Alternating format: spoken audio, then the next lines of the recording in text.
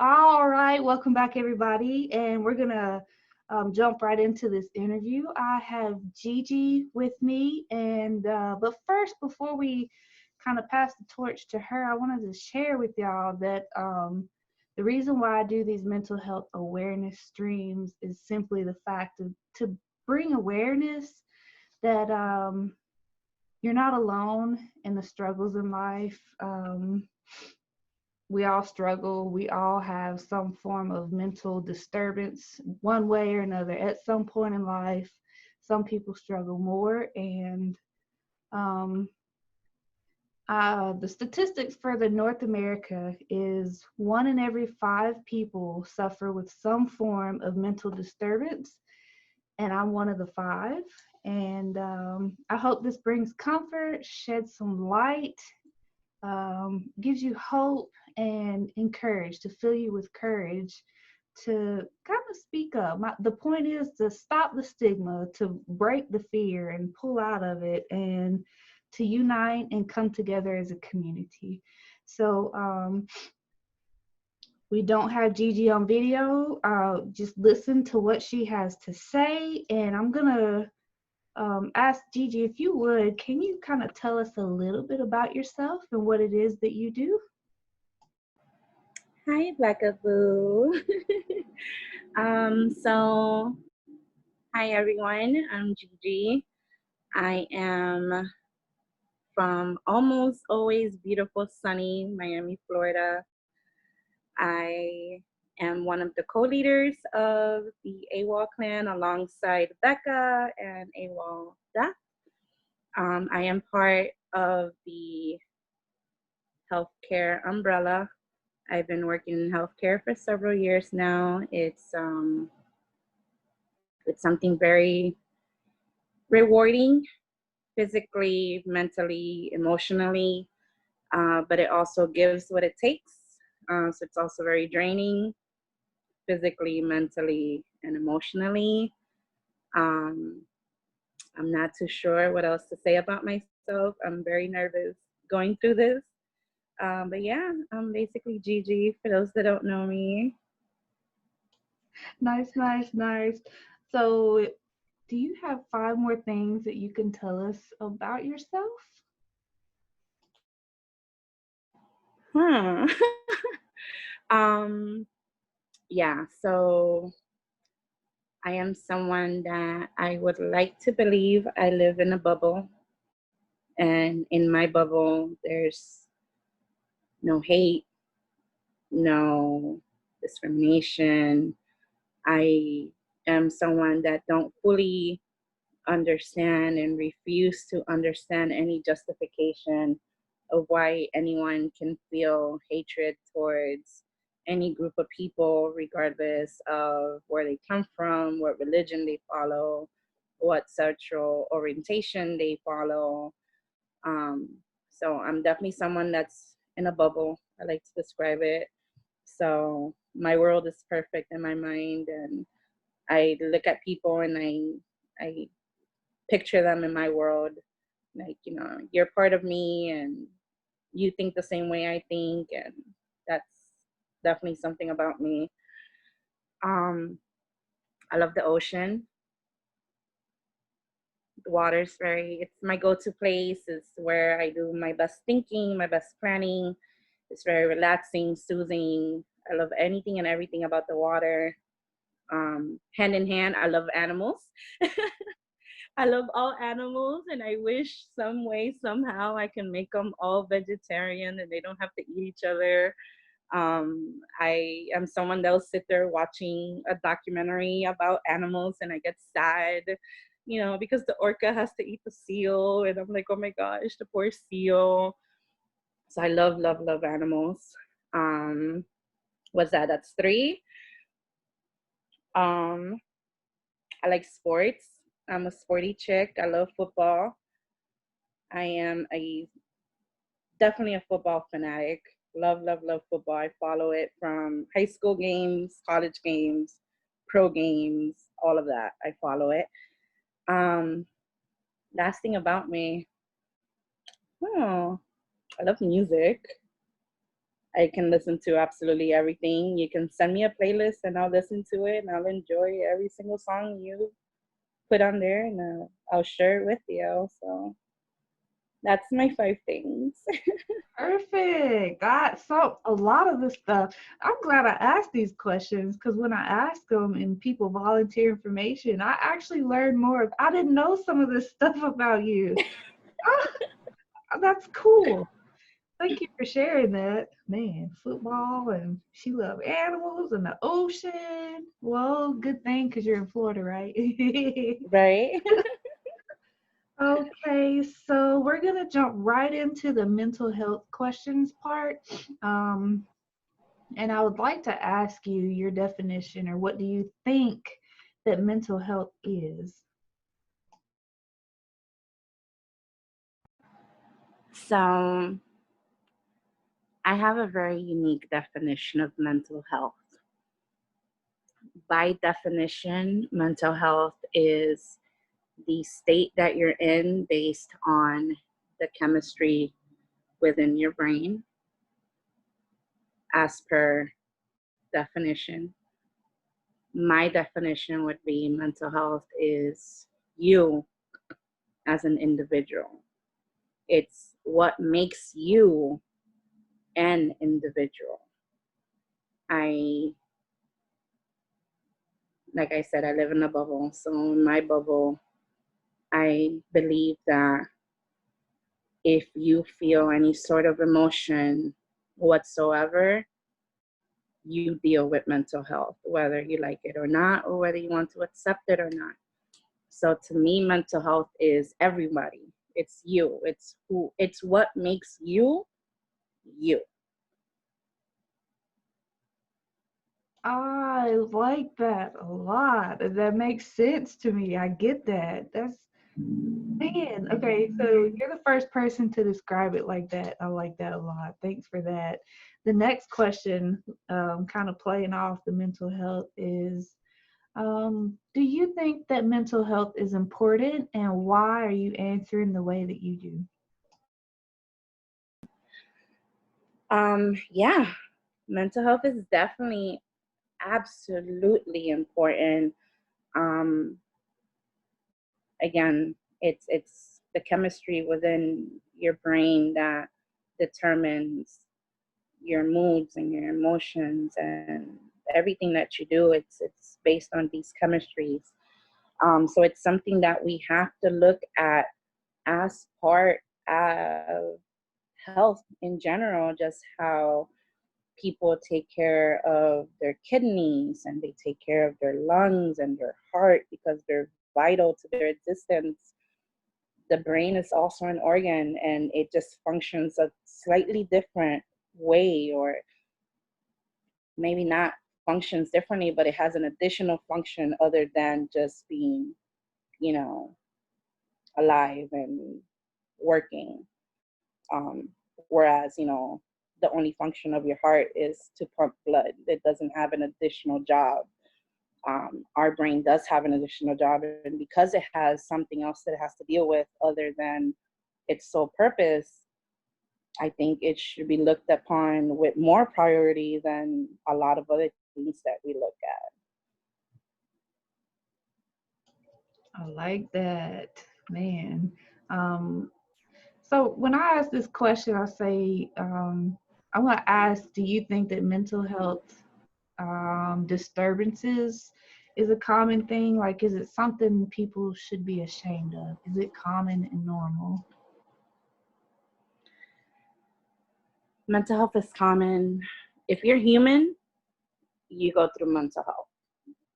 You go through it. It's common. It's as saying, is breathing common? So yes, it is something that is common.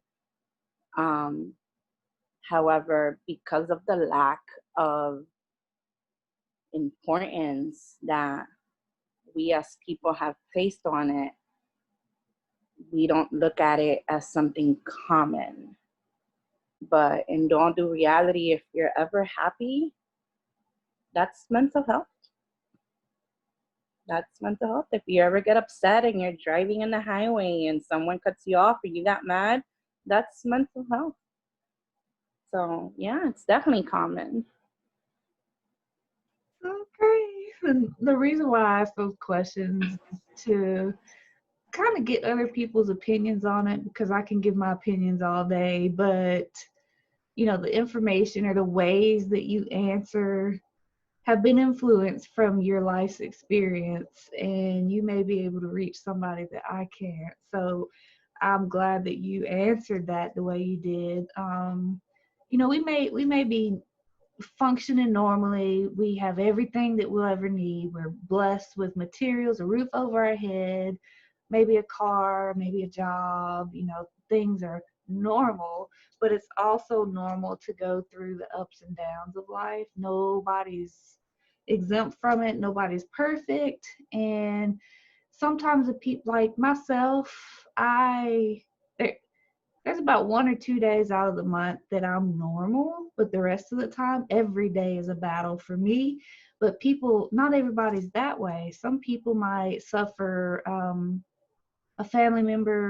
of a family member, or sickness, and they're not used to those emotions and stuff, and they feel like they shouldn't they shouldn't feel this way, or it's too much to bear, and they're afraid to tell people about it because maybe they're not used to it. And to be human is to suffer loss and to endure pain. And if we deny ourselves the grief process or the experience of dealing and working through those, then we're denying a piece of ourselves and we'll never learn from it. You know what I mean? Absolutely.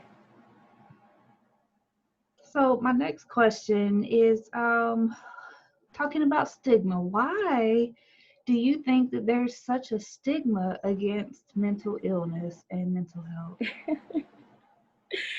So I have a whole theory behind this, and check this out. So as the years progress, medicine also progresses and we start discovering new things. For example, this COVID pandemic that we're going through, it's something that medicine is learning about it now, but it doesn't mean that it didn't exist back 20, 30 years ago. It just means we're realizing it exists now. We're acknowledging its existence now. So the reason I think there's such a stigma behind mental health is because medicine devoted itself so much into different aspects of the human body that when it finally devoted or acknowledged the existence of mental health, the first thing they said is, it's an illness. But it's not an illness. By definition, by their own definition, mental health is how your brain functions. And people that go through depression and anxiety and OCD, ADD, all these other umbrellas of mental health, those are just what makes that person unique. So the stigma falls behind the idea that when they finally acknowledge its existence, they declared people sick.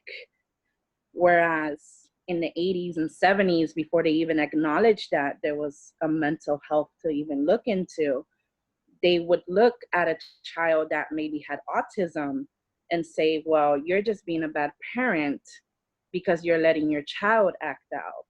Now, this child grows up thinking, I have bad parents because I act this way. So when they sat there and started calling it an illness, a condition, a behavioral problem, you are putting the tag on it and you are making the separation within what's normal in quotations and what's not normal because of anxiety, depression, ADD, OCD, autism, all these other things that you can suffer from. So the stigma falls behind the fact that they made these people that go through these things. And like I said earlier, because you're human and you go through these emotions, and you will eventually go through these emotions one day or another.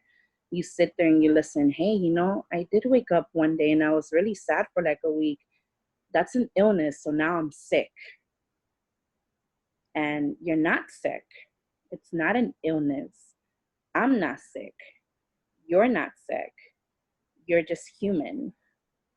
And we have to accept it, that we are human. And that statistic that you've said in all your all your interviews was like 1 out of 5 suffers from a mental health. I forget the word you say because you don't say illness either. I don't agree with it.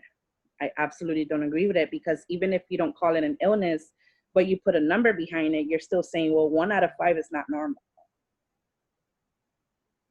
So, like I said, if you're happy, you're going through a mental health stage. It's just not the same one I'm going through. It may not be the same one you're going through, but it's still mental health technically at the end of the day. It's so personal to the way, let's see, when I asked you, what do you think mental health is, your definition of it, I really admire your thinking on that. It's humanizing it. It's personalizing it. You're saying that mental health is who you are, part of you, the way you think, the way you feel. I like that, and that your theory and your explanation on the stigma and where it comes from makes perfect sense. I love it. I admire that humanity thinking there so much. Before I ask you our final question, I was gonna ask you if there's anything else that you would like to share with anybody watching or listening, anything you'd like to share. So, as I was telling you before we started, this particular part of the interview has really triggered like a lot of anxiety within me. Anxiety is definitely something that I go through on a regular basis. For someone that doesn't know what anxiety is, the best way that I can describe it is having no control over yourself, either physically or mentally. You can easily, be triggered, and next thing you know, your leg is shaking because you're nervous, and then you start battling within your mind of telling yourself, stop shaking your leg, like calm down, everything's going to be okay. And then next thing you go through this entire episode, and you make things bigger than they should be. So when you reached out to me and you said, would you like to do this interview, I was like, yes, of course. And you're like, okay, cool, I'm gonna send you the questions, and you'll read them. And I was like, oh, awesome. And I read the questions and I was like, oh, you got this. And then I read the bottom part, and it's like, tell your story and be transparent so you can be relatable.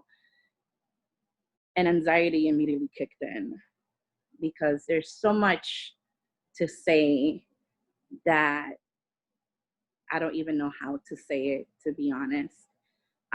But in a short term of words, my main battles it's anxiety, and it's also depression. Depression has been since I was a kid. I was depressed, and I am 1 out of 5 boys in my family, so I'm the only daughter. So I was raised to be like one of the boys. You cannot show weakness. You cannot, I remember being a child, and my mom's dog got hit by a car or something, and I cried, and my dad was like, hey, what's wrong with you? It's a dog. We weren't allowed to show any weakness at home, because especially me, because I was one of the girls, or the only girl. And I was raised to be self-sufficient, and you have to be a strong individual because the world is cruel and you need to be ready for it. So even as a child, I remember going through episodes where I was deeply, deeply depressed, and I would go through anxiety, and I didn't understand. And, my parents aren't, I'm a first generation American born. My parents, they don't know anything about mental health. So they just looked at it like my child is acting out. Now that I'm older and I've gone through my episodes of, depression after my father died, and, anxieties after, like, little triggers, like, this little interview was a little trigger. Um, I understand and I'm able to manage it and cope with it a little bit better, but it doesn't mean that I don't go through these episodes. Um, Next thing you know, you're in a deep hole and you don't even know how you got there. Especially when people have to balance out depression with anxiety. They're so similar to a certain extent that you don't even know how things happen. You're just there. You blink and all of a sudden, people are telling you, hey, you're depressed. And you're like, hey, maybe I am depressed right now. Um, so I don't want to get into too many details because it's still something that I'm not too used to sharing with many people. Like I told you, you and one other person knows basically my full story. One day I'll get over the anxiety of sharing everything and fully letting out everything and let people see I, not who I was or who I am, but the hurdles I've had to jump to get to this point in my life. And that's basically all I have to say on that. Yeah, I appreciate that. Thank you for sharing. People may never know your full story, but just sharing that you personally deal with anxiety and depression can actually reach people that are struggling and trying to, keep it hush hush because they put on this mask of perfection or, oh, nothing's wrong. And when people say, hey, how are you? They can say, oh, I'm fine, but then go home and cry. And that everybody's got their Right. own battle and we all deal with it differently. And I've asked some big time streamers to share their story because they've said that they have PTSD, and even the big time streamers aren't ready to share. So you are actually braver than those guys. One guy said he was too nervous to do an interview and he politely declined, and it kind of surprised me. So props to you. I applaud you for just sharing so far what you have, and we're almost done. Um, this, this will be the last question, and then we'll wrap it up. Unless you feel you need to share something else, and hopefully our words can really help somebody. But the final question is, how do you think we as a community, not necessarily like in Florida or where I'm at in Georgia, but the word community is common unity. Like we met each other through Pubg, or there may be a community of other games and people come together over that. So in our community, how do you think we as a community can help those who are suffering? Kindness. Kindness is a big, big, big issue. Um, you don't know what people are going through. Mental health, it's not something that you see on the outside unless that person shares that with you. It's an internal, I don't even want to call it a battle. It's just an internal process that we go through on a day by day basis. And maybe today's just not my day. And kindness can go a very, very long way. There's been times where I'm having a horrible day and things just feel so overwhelming. And especially now with this whole pandemic, once it started, I felt this overwhelming feeling of doom and, oh my gosh, I don't know how we're going to get through this. And, I've played a few games with you at one point, or we did our clan wars, and that kindness that you share out made me forget that we have a COVID outside, that we have people dying on an hourly rate in record breaking numbers, you know. So kindness and just accepting that even if you don't suffer, or again, you know, I don't like calling suffering. I don't like to call it that. But even if you don't deal with anxiety, depression, any of these other parts of mental health, you have to accept that not dealing with them is also part of mental health, you know? So acceptance and kindness, it's definitely something that will help people accept within themselves that even though they have these things that they go through, that they're normal. You know, you're not 1 out of 5. I hate that number, and I've hated every time you've said it. You're not 1 out of 5. You are 5. We're all 1 out of 5. We're all, you're number 1, I'm number 2.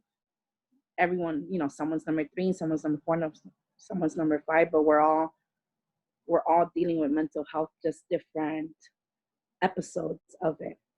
So kindness, acceptance, and just love for each other would make a huge, huge, huge difference in this world.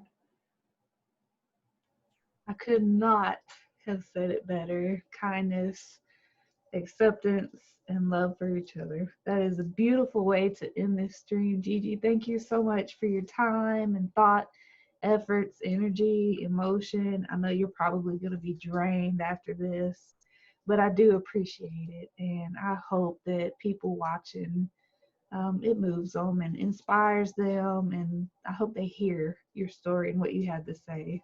Thank you again, Gigi. Thank you so much for having me. Bye, darling. See you tonight. Bye.